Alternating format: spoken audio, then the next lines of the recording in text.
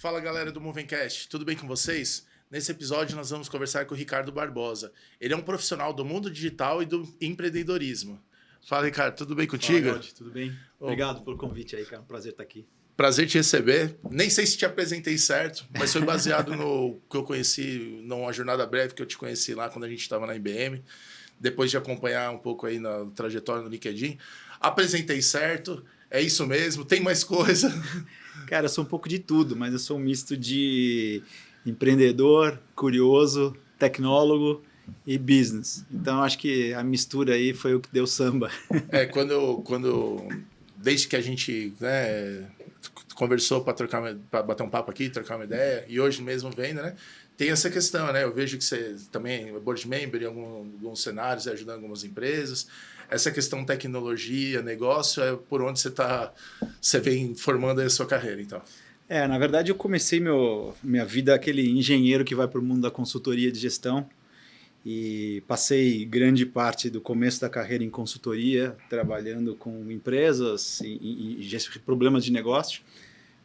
Quando eu volto do meu MBA no MIT, aí eu fui para o business. Fiz um projeto numa operadora de telefonia, fui para lá tocar a área de projetos especiais, aí montei a área do corporativo, e aí começa a minha vida nesse mundo de telecom, mídia, entretenimento, até algum momento entrar no ramo de tecnologia, onde a gente se conheceu. Eu era mais piloto do que preparador de carro, né? Então, quando eu chego numa IBM, eu olho lá um monte de motor, um monte de coisa, e aquele piloto com vontade de acelerar, e foi onde eu me encontrei, foi onde eu olho a tecnologia como um layer adicional ao business. A gente não tem como fazer business sem tecnologia, né? Então, veio o espírito empreendedor, tenho 2 startups, ajudo e mentoro um monte de startup também, estou em alguns conselhos, e sempre com esse bichinho na tecnologia, ajudando aí cada vez mais, né, o business atender às necessidades dos clientes, né? Então, esse mundo de agentes que a gente vai falar um pouquinho daqui a pouco, né, surpreendendo a gente aí com resultados positivos. Você comentou da engenharia, né? Qual engenharia que você fez? Fiz engenharia mecânica. Engenharia mecânica. E aí quando você falou, olha, aí depois você fez um negócio e tal, você chegou a atuar na frente de engenharia mecânica? Como que foi a... Na verdade, quando eu cursava engenharia na Poli, mecânica, eu fiz 7 estágios. Estágios desde Volkswagen, empresa de planejamento de engenharia, de fluidos, termomecânica, termodinâmica, até trabalhar na Bolsa de Valores e fazer modelo de value at risk da BMF há 25 anos atrás, e aí conhecer o mundo de consultoria. Na verdade, o mundo de consultoria apareceu por um espaço que a engenharia deixava no passado, né? Aquela coisa que você entra na faculdade com aquela cabeça de que eu vou aprender a ser um grande engenheiro, e naquele momento a indústria brasileira, você era um aplicador de engenharia, você não era um engenheiro.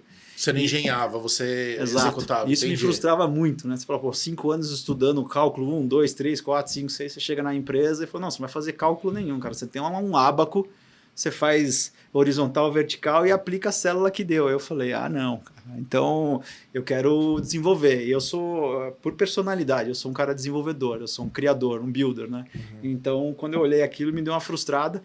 E aí, por outro lado, aparecia o mundo de consultoria, que era aquele desafio, né? De você olhar uma empresa, um desafio de negócio, uma necessidade de atravessar uma ponte sem saber ainda qual era o resultado, e isso intrigava, né? E aí eu falei assim, poxa, esse é o negócio que eu vou mergulhar. Esse seu sentimento, que talvez o que frustrou, que era o que você procurava, é o padrão, né? Para quem não está acostumado de consultoria, né? É baseado na incerteza, né? Exato. Você tem as técnicas, óbvio, profissionais que conseguem, obviamente, dar as soluções, mas você não sabe o que vai acontecer 3, 4 meses depois ali, né? Exato. Aí depois quando fala, como é que você se define, né? Eu sou um cara bastante curioso intelectualmente e um cara que gosta de resolver problema. E aí, ao longo da vida, a gente vai ficando velho, né? E essas características vão evoluindo, e aí eu ganhei um terceiro pilar, que é eu gosto de montar coisa. Eu gosto de olhar para um montador de negócio e criar alguma coisa que vai trazer algum benefício, quer seja projeto, quer seja startup. Então, minha cabeça é muito isso, né? Como é que a gente usa o nosso background, a nossa caixa de conhecimento para resolver problema e deixar um legado. Então, eu penso muito nesse propósito. Quando você fala você falou builder, né? O tema builder, né? Muito legal, porque geralmente quando a gente vai fazer alguma iniciativa, né, você meio que coloca as caixinhas, né, do Run, do Grow, Transform, né? Eu acho que tem uma pegada além, que acho que tem muito do Transform, acho que não sei se todo mundo tem a sorte ou a necessidade de começar como builder logo de cara, mas nitidamente você é um Transformer que também já migrou, conseguiu reunir essas competências. E para reunir essas suas competências, chegar do ponto de ser um builder, você fez isso de forma planejada ou, de certa forma, você foi descobrindo cenários, tendo alguns sinais e aí foi para os certos caminhos? Como que, olhando para trás, como que você junta os pontos, né? Igual o Steve Jobs, né? Exato. Não, a pergunta é ótima. Eu já parei para pensar várias vezes. Eu acho que a resposta é meio híbrida, né? Eu acho que teve um pouco, no início, um pouco de setar a cabeça. Eu lembro muito do meu pai. Meu pai sempre olhava para mim e falava assim, cara, o importante são os conceitos. Aprenda os conceitos. Que na vida tudo é um somatório de conceitos bem aplicados, independente do que você vai fazer. Então, quando eu comecei a minha carreira, as escolhas que eu fiz de ir para a primeira consultoria, depois sair da consultoria para uma outra consultoria para conseguir aprender mais lateralmente outras matérias, outras áreas, sempre foi trabalhar uma grande parte, começo de carreira, para criar um toolkit, para criar esse pacote mais wide possível, porque eu sempre tive essa preocupação de não ser muito especialista, porque uma disrupção, dado que você é um cara muito vertical, pode acontecer de você ficar fora do negócio, né? Então, eu sempre olhava mais a lateralidade, ou seja, um cara que tenha o conhecimento mais abrangente possível, com o desafio de não ser superficial. Porque tem muita gente que é muito lateral, mas no terceiro porquê, o cara dá aquela tropeçada, né? Então, sempre foi essa cabeça de, olha, eu vou para uma consultoria no começo de carreira, por quê? Porque lá eu vou trabalhar com gente mais inteligente que eu, vou trabalhar com gente mais sênior, vou estar exposto a problemas mais difíceis e vou ser tirado do lugar comum para aprender. Aí depois mudo de consultoria para ir trabalhar em novas áreas. Então comecei muito nessa parte de consumer goods, eu fiz parte da turma que fez a compra da Antártica pela Brahma, uma puta sorte de carreira também, né, de cair 3, 4 consultores para fazer a maior fusão do Brasil naquele momento, duas empresas gigantes. Com foi gigante isso, gigante, uma cultura gigante, um aprendizado tremendo. Assim, eu sou muito grato a esse começo da minha carreira de estar no lugar certo, na hora certa, e aprender com os caras da Brahma aquele sentimento de dono, aquela coisa de bater no peito e sonhar grande. Então eu estava do lado desse negócio, esse negócio acontecendo, e isso me moldava, né? Eu era um moleque sentado na última fila do ônibus, vendo a galera ralar o pneu, acelerar e, pô, como é que eu faço isso, né? Então, isso foi muito importante para mim. E aí eu migrei para uma outra consultoria para aí sim entrar em outras áreas, entrar em telecom, entrar em transformação, como eu tinha feito uma fusão, eram poucas pessoas que tinham conhecimento de como fazer fusão, como fazer um post-merger integration, né? E aí acabei me envolvendo com essas práticas de transformação, o mundo de telecom estava nascendo, né? O negócio de fixo estava nascendo móvel, uma aceleração enorme, e eu acabei trabalhando com quase todas as empresas de telecom. E aí, por sorte, acabei sendo chamado pela Claro para ir lá trabalhar com o presidente depois de um projeto para montar uma área de planejamento estratégico e projetos especiais.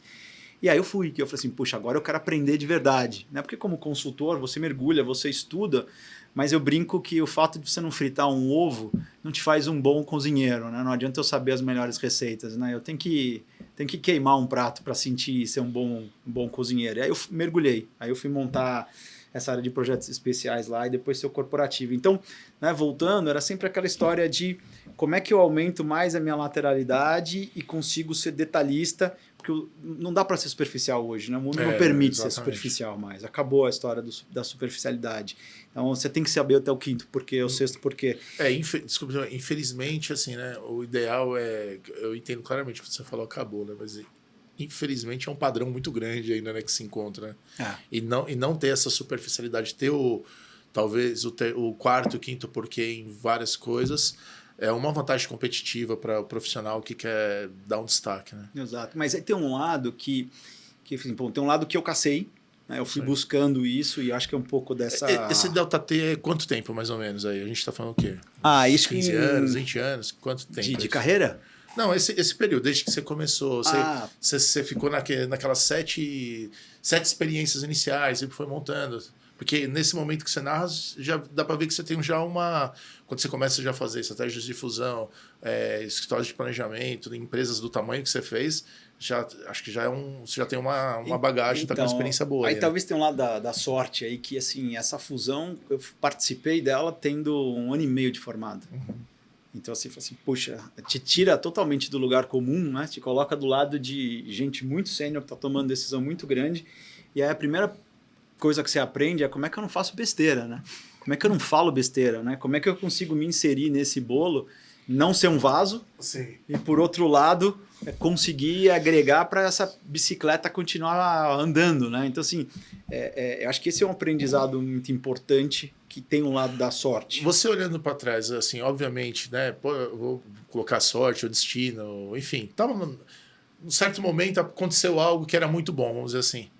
Mas, pô, você comentou, pô, você tinha feito um curso importante numa faculdade renomada, que habilidades que você enxergava dentro dessas feras, né? Desse time de destaque, né? De alta competência. Mesmo você falou, eu era recém-formado, mas que competências que você percebeu ou se na hora você percebeu depois, e como você equilibrava isso? Ok, eu sou, vamos dizer assim, júnior nessa parte, mas aqui mesmo tendo pouca experiência, eu me garanto, me manda que eu faço. Como que foi esse... Acho que a primeira coisa que saltou logo, né, como está trabalhando com gente muito sênior, né, e o dono dessa consultoria é um cara bastante de prestígio, sênior, bastante conceituado no mercado, um argentino. E eu olhava e tinha 2 coisas importantes, né? Assim, uma coisa era essa capacidade de pensamento rápido e ser muito rápido com números. Então, era a linguagem do business, né? Então, é um cara que olha para o negócio e fala, ó, isso não dá dinheiro, é para cá, esse é o resultado. E eu olhava e falava assim, poxa, eu tenho que ser muito sharp. E aí eu tinha essa facilidade, né? Eu sou desse mundo matemático, né? Eu sou esse Sim. cara... Que vem com essa cabeça muito fácil, eu sou um cara muito bom de número, muito fácil com número. Então eu falei, puta, é uma veia que eu peguei, uma fortaleza e tinha que posicionar e me diferenciar. E uma outra coisa é o lado de postura, que eu via muito esse lado da comunicação, né? O lado, como é que você entra numa reunião e muda a direção, ou como você entra numa reunião e consolida vários statements, sumariza e fala, olha, é para cá. Então eu vi essas pessoas muito sharp no comunicado, muito sharp no sentido, na visão. E aí eu olhava e falava assim, poxa, eu não posso entrar e falar, eu acho que, né? Falou, eu acho, no meio desse dança, né? Então até entre elaborar o que eu acho, o que eu devo falar e como me posicionar, acabou a reunião. Então aquela história e não necessariamente você precisa aparecer, porque você toma um risco. Então era um ambiente de tensão que fala assim, poxa, tem 30 minutos numa reunião, você teoricamente é o cara mais júnior, menos importante dentro da mesa, mas se alguém te perguntar alguma coisa, porque você tem a responsabilidade de levantar os dados, conversar com as pessoas, ter as informações, você tem que responder, você não pode chegar, peraí, porque é a sua chance. E quando a bola pingar para você e falar, peraí, gente, eu vi um dado aqui que é importante por causa disso, você tem que ser assertivo, você tem que ser sharp, para impressionar, a turma olhar e falar, bom, dá para tocar a bola na lateral esquerda ali que o cara não vai tropeçar.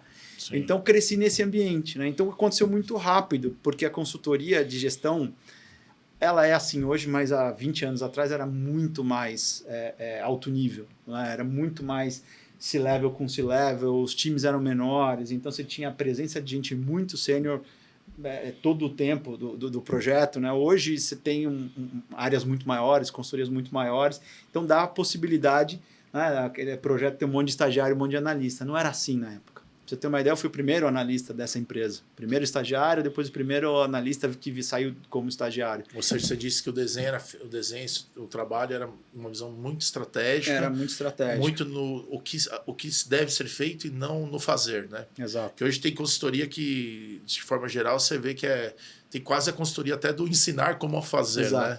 Você disse que era um cenário mais... Esse tipo de consultoria que eu entrei, esse tipo, né? Que você entrou. Então... Isso forja ferro, forja o ferro com fogo e pressão, né? Exato. Porque você não tem tempo, né? E tomada de decisão aí não... E aí vai te dando uma casca, que aí talvez é o lado da sorte, eu não procurei esse caminho, o que eu procurava sempre era aprender e estar com gente melhor que eu.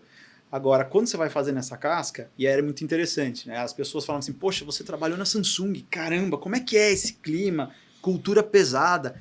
Pô, você passou pela IBM, porra, como é que é o clima? Eu tava já num nível Que era o Habitat. de preparação que eu olhei e eu falei assim, cara, normal. Não via aquela belicosidade, né? Que todo mundo fala, porra, Sim. truculência, cuidado. Porque acho que nem existe, falar a verdade. Exato, então tinha aquele negócio do pessoal fazendo com medo do ritmo, do grupo, da pressão, porque os coreanos trabalham pesado. Sim, né? sim. Eles trabalham super pesado. Eu olhava aquilo e falei assim, cara, Que bom. ótimo, né? Ainda bem que o cara me acompanha. É melhor um cara que me acompanha do que ter que empurrar um cara. Então, foi acontecendo naturalmente, né, ao longo da vida. Mas um ponto que eu acho que foi fundamental é assim se questionar. E aí eu usei até como desenho do conceito do Mais Vida, que a gente fala daqui a pouco, essa startup de qualidade de vida e saúde mental. Mas eu olho muito esse conceito de performance, que você vê no vôlei, né? Nasceu naquela coisa de performance, cabeça de atleta. Né? E, obviamente, o que é um atleta corporativo? Né? Eu preparo muito a cabeça. Então, todo mundo fala, pô, você vai dormir todo dia 1h, 1h30, vai dormir mais cedo, isso faz mal para a saúde. Para mim é fundamental, da 11h30, meia-noite, a hora que eu deito, até 1h30, 2 horas, cara, eu consegui matar a minha fome de entender o que está acontecendo. Então, você vai entrar em LinkedIn, você vai ver artigo, o que está acontecendo, você vai ver palestra. Hoje, a informação é muito farta, né? Então, eu olho aquele negócio e falo, eu preciso consumir, eu preciso entender. Porque antes, eu brinco que as gerações passavam décadas. Então, de uma década para outra, você tinha uma geração muito diferente. Hoje, com essa proliferação de informação, com essa velocidade de AI, de GenAI, eu acho que não são mais décadas. São 4 anos. Lá na frente, vão ser 2 anos. Sim. Então, o meu maior medo hoje é o que eu olho hoje, olhava 5, 6, 7 anos atrás, do cara que era ultrapassado. Falei, pô, o cara está 15 anos atrasado, esse cara está pensando na teoria do Falcone e a gente está falando de coisas novas aqui, o cara tá old, né, para o negócio de gestão. Eu tenho medo de, se a gente não faz esse catch-up diário, não está entendendo o que está acontecendo, daqui 2 anos a gente vai ser aquele cara. Você usa esse período dentro da sua agenda, que é para, quando depois você fez a referência do esportista, para se preparar. Para estar mentalmente preparado, tanto na calma para executar aquilo que vem no dia seguinte, quanto estar com o conteúdo para poder... Eu nunca fui um cara que, assim... Você não gosta de chegar despreparado. Resumo, você precisa estar antenado. E sabe o que é mais engraçado? Assim, eu sou um cara que... Eu fiz muita apresentação pelo Pátria, muitas na IBM, né, para vários fóruns. E muitas vezes eu vi pares, chefes, que se preparavam demais para a apresentação. Que ensaiavam a apresentação, que escreviam textos 1 mês antes, revisava, tinha aquelas reuniões de jogral de apresenta aí, deixa eu ver. Eu nunca fiz. Nunca achei que fazia sentido para mim, nunca quis fazer e eu nunca fui o cara que ficava estudando para aquela apresentação. Porque assim, se você sabe o que você quer falar, você fala. Acabou. Então não é aquela coisa de, pô, eu preciso lá para empurrar 15 minutos, empurrar 5 minutos. O que eu tô falando é a minha vida, né? Eu brinco, né, que tem algumas frases, né, para quem tem casa aí guarda aí, né, tinham amigos aí da época de IBM, né, que foi a experiência principal aí que eu tive de consultoria. O pessoal hoje é tudo diretor sócio das consultorias aí pelo Brasil. Tinha um cara muito engraçado, ele falava assim, né, ele falava, consultar, né, consultar da consultoria, né, é a arte de falar daquilo que não conhece. Era muito engraçado. E a outra, ele falava assim que para você ser consultor, você não precisa saber mais, você só precisa saber antes. Precisa aprender rápido. Você precisa saber antes, porque se o cara não sabe o que você está falando. Só que acho que essas frases, elas são frases que tem a ver com o que você falou, né? Moldaram o passado, né? Mas hoje, cara, você nem precisa googar mais, né? Até porque o Google está com 60% de busca menos, né? Seu chat GPT ali na sua IA, seu assistente IA, seja qual for, você está com abundância de informação, você vai conectando. E aí você já está em outro momento, né? Acho que o momento da eloquência teórica na consultoria acabou, cara. Eu acho. Se você não for entrega de resultado, provavelmente o cara que está falando do outro lado na mesa na empresa pode ser tão bom ou melhor que você, tecnicamente. Antes, né, você contratava uma consultoria porque o cara ia te trazer uma informação, um case, viu um book lá, né, do mundo e tal. Hoje eu acho que isso acabou, né? Até porque o que tem disponível hoje nos GPTs da vida são muito mais abundantes e fartos do que o conhecimento de uma pessoa. Agora, o que eu acho que cada vez mais importante, dado tudo isso, é a relevância, né? É como é que você entende aquela dor daquele cara ou daquela empresa e usa todo esse arcabouço de informações e conceitos que está disponível, que não é mais um diferencial competitivo que antes era das grandes consultorias, que tinham intellectual capital, Sim. né? Sim. Publicavam papers, acho que isso hoje... Tinha acesso, né? Hoje é given, né? Eu ia para o MIT porque eu ia pegar a aula do professor. Hoje a aula do professor está online.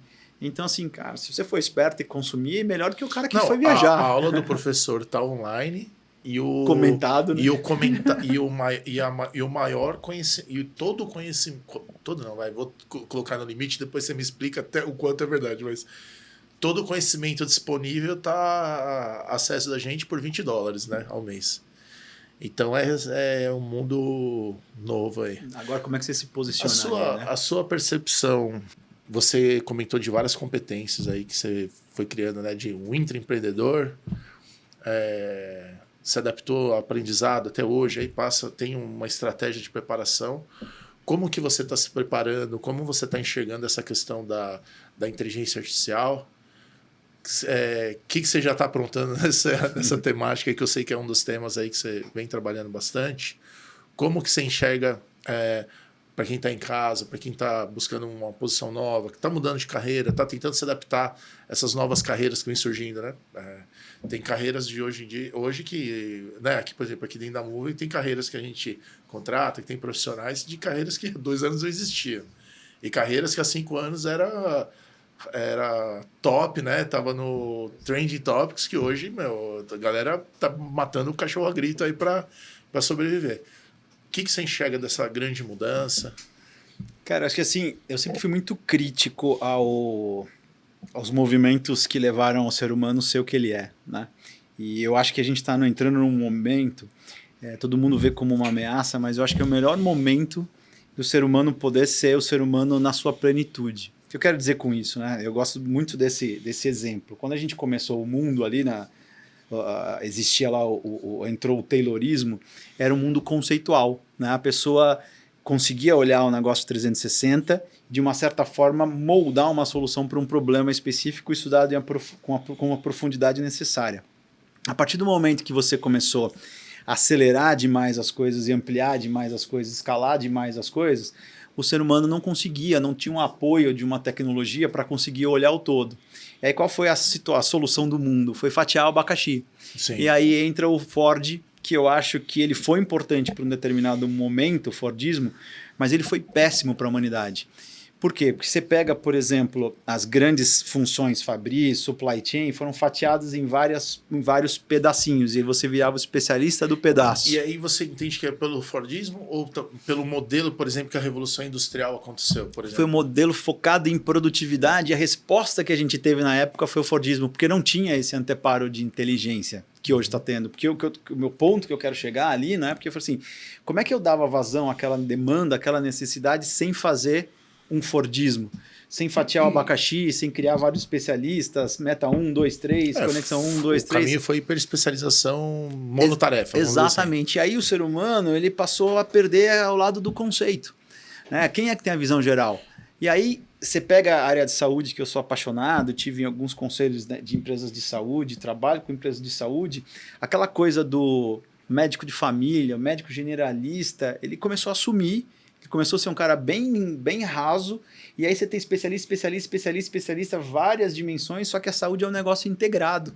E a gente começou a virar, né, um carro que passa numa linha de produção e faz uma chapa aqui, faz um diagnóstico ali, toma um remédio ali, uma injeção ali, ninguém vê a saúde como um todo, né? Você entrou no... Aí agora o papo vai longe, aí você prepara, porque é legal. Você entrou numa temática... Pô, você tava num tema muito legal e você abriu um outro tema muito legal. Para mim, o modelo da saúde ele está falido há pelo menos uns 10 anos. Isso aí. Algumas empresas captam dinheiro, fundo, e colocam o mesmo modelo. Antes levava 5 anos para falir, agora vão levar 3. Para mim, esse é um modelo que você tem que falar assim, ó, esquece tudo que foi feito no passado. Vai meio na linha do Legal, da personalização em massa, talvez pode acontecer algo parecido, mas assim, ó, não é nada como era hoje. Porque assim, ó, não tem como, a conta não fecha. O máximo que você vê acontecendo é as empresas tendo resultado, diretores tendo bônus, com 2 anos aí depois a empresa falindo. Tem algo errado. Então, acho que tem a ver com isso, né? Um pouco, que é... Você vê As cadeias ficaram muito longas e ramificadas. E quem passa pela cadeia, no caso, é o paciente, né? É curioso. A gente volta àquela coisa... Isso é um baita erro, né? De experiência. A gente fala aquela coisa do customer-centric, do patient-centric, e vamos falar, virou chavão, mas é verdade. Mas né? Tem motivo, né? O mundo fordista, ele foi muito em cima do mundo de processos. E o processo, uma coisa que a gente fala mais no digital, naquele mundo lá, ele nasceu da empresa para fora. Eu não conhecia o usuário. Então, dado que eu não conheço você, não conheço a sua dor e não consigo ter ferramenta para te entender, eu imagino que você quer um tênis daquele jeito. E eu vou lá e empurro. É o número 1, número 2, número 3, número 4. Só que começa a ficar cadeias longas, ninguém generalista. E aí, o que acontece agora? Quando começa o digital e agora com esse mundo de AI, de AI, agentes, ou seja, eu consigo ter o que era difícil, ramificado, disperso, conectado, todas essas informações de uma certa forma com storytelling bastante bem feito, e eu, ser humano, consigo usar a minha essência, que é o quê? Empatia, avaliação e trabalho para change management e transformação. Porque antes era uma peça, né? Porque quando você fala change management e transformação, quando você fala o change management, basicamente estão falando de pessoas, né? E aí você fala, cara, eu curti o que você falou, mas acho só para,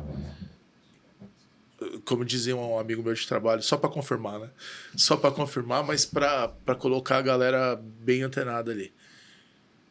Dado o modelo de eficiência, enfim, X, ótimo, foi sensacional. A gente passou por todo o modelo de melhoria contínua, qualidade. Melhoria contínua acho que é bom ainda, mas ganho de qualidade, ganho de escala, hiperespecialização, você faz isso, cada um faz aquilo, beleza, deu certo, dado o planejado. Só que mesmo assim, depois a gente formou professores que pensam assim, alunos que pensam assim, e profissionais que pensam assim até hoje. Né? O pessoal faz uma faculdade inteira, mas no final você vê o cara trabalhando, fazendo a atividade do ábaco, lá que você falou. Ok. Exato. Aí você está dizendo, porque aí eu acho que é o grande mote da gente entrar na toda essa temática do AI, né, que foi onde eu fiz aquela pergunta um pouco mais longa, menor do que essa que eu estou fazendo agora. Você disse que o AI, com toda a tecnologia que tem hoje, traz todas essas ferramentas mais à mão, e aí a gente pode voltar a se preocupar com o ser humano, com... Exato. Tá, ok. Porque assim, imagina lá, né? Vamos até a gente chegar nesse mundo do Taylor redesenhado pelo AI Gen AI, né?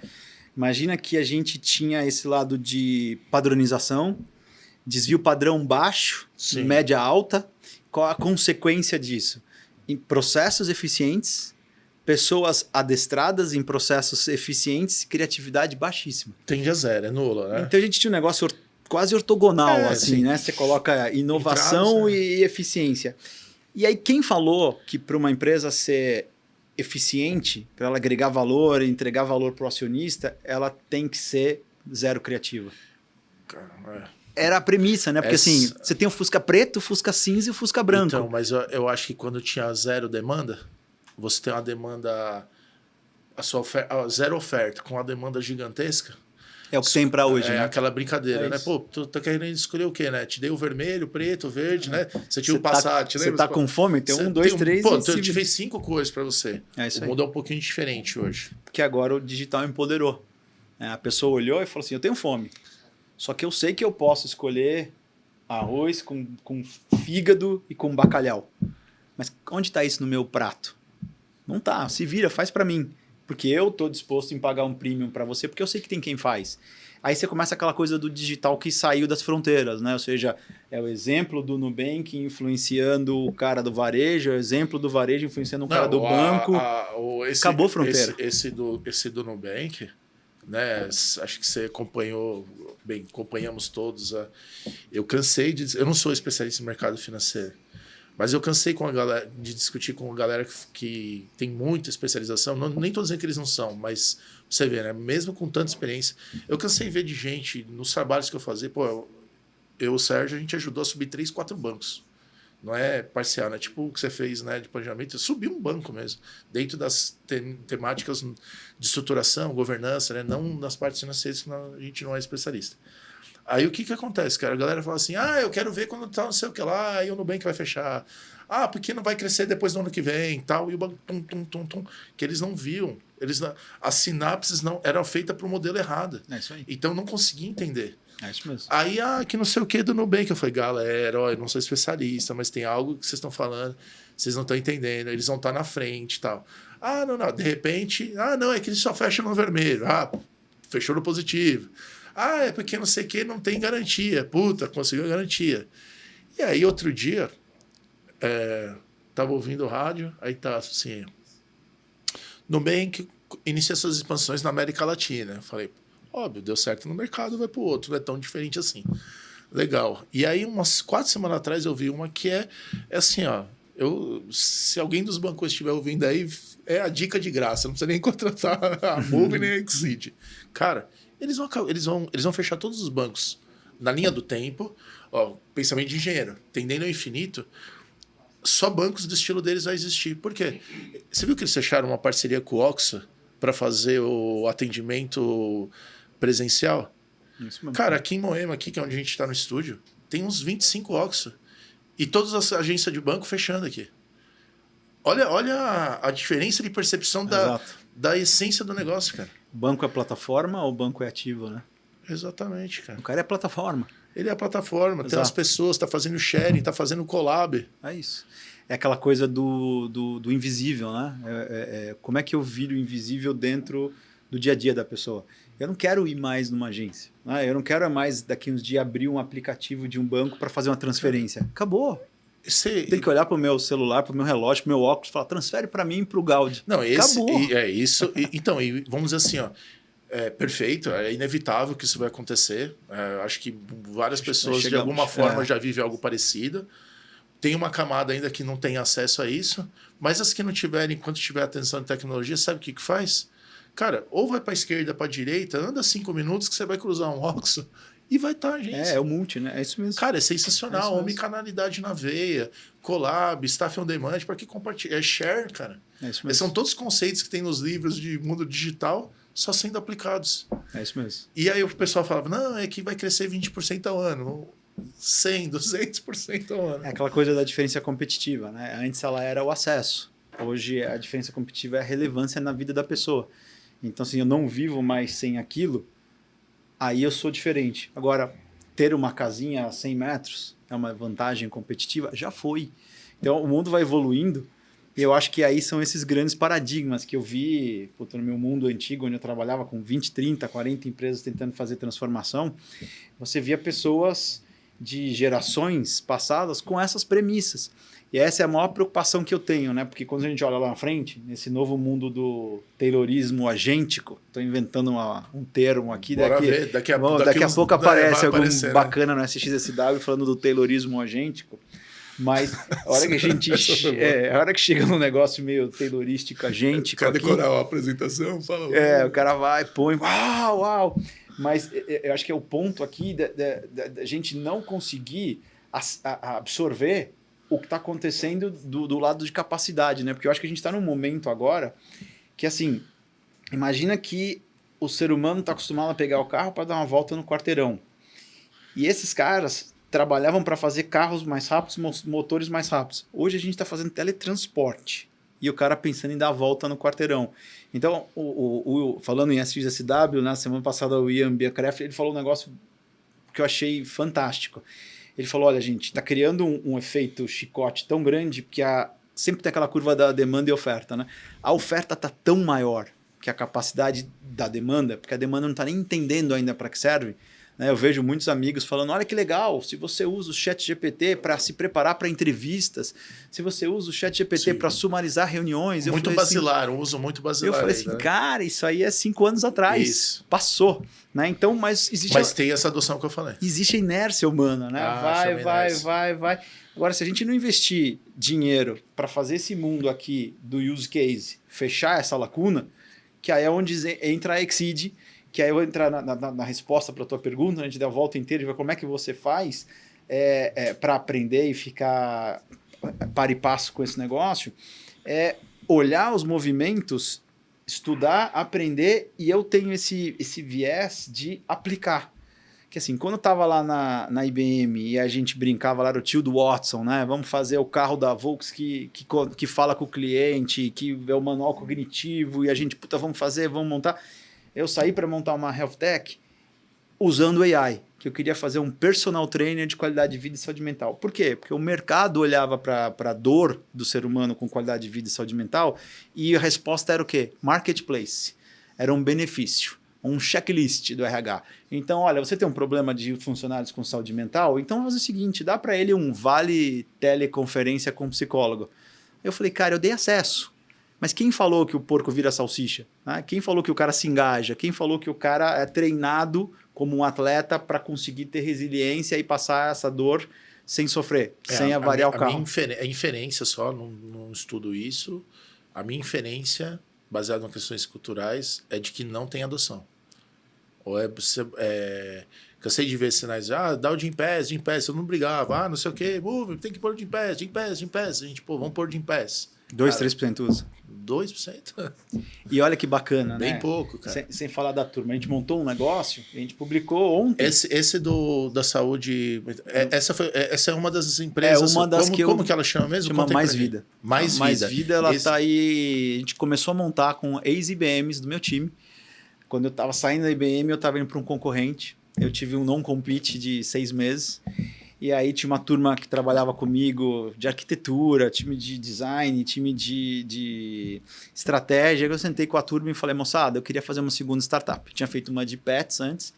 Só que eu falei, só que essa a gente já está mais velho. A gente tem que trabalhar com inteligência artificial. Não dá para brigar com a meninada que vara à noite e come pizza, que a gente vai apanhar. Tipo jogo de solteiros e casados. Sim. A gente aguenta meio tempo. Então vamos jogar na bola certa, entendeu? Vamos mais Romário, menos Júnior Baiano. Então eu falei, nosso negócio é o AI. Vamos trabalhar.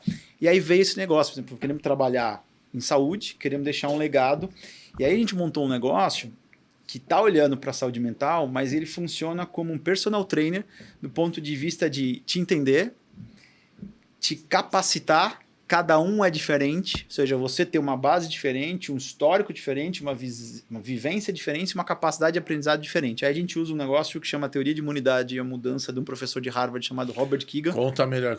Teoria de imunidade e a mudança. O que é isso, cara? É um modelo que meio que tenta decodificar seu cérebro e entender que triggers fazem com que o Gaudi mude e o Ricardo não. E por quê?